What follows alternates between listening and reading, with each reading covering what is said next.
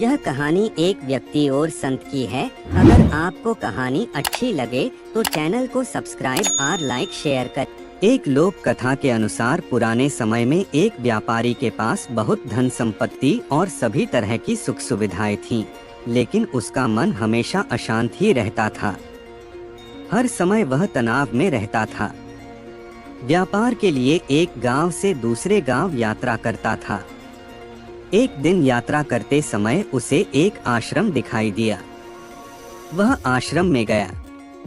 वहां एक संत अकेले रहते थे।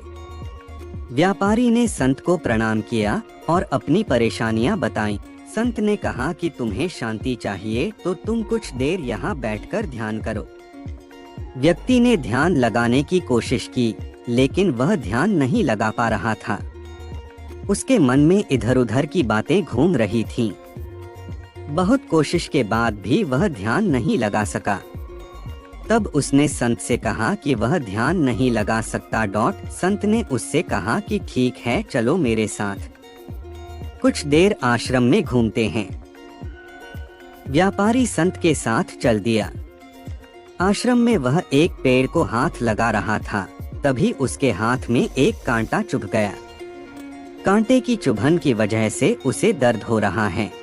संत तुरंत ही आश्रम से एक लेप लेकर आए और उन्होंने व्यक्ति के हाथ पर लगा दिया। संत ने व्यापारी से कहा कि जिस तरह कांटा चुभने से दर्द हो रहा है, ठीक उसी तरह तुम्हारे मन में भी क्रोध, अहंकार, ईर्ष्या, लालच जैसे कांटे चुभे हुए हैं। जब तक इन कांटों को निकालेगे नहीं, तुम्हें शांति नहीं मिल पाएगी। व्यापारी को संत की बात समझ आ गई और वह उनका शिष्य बन गया।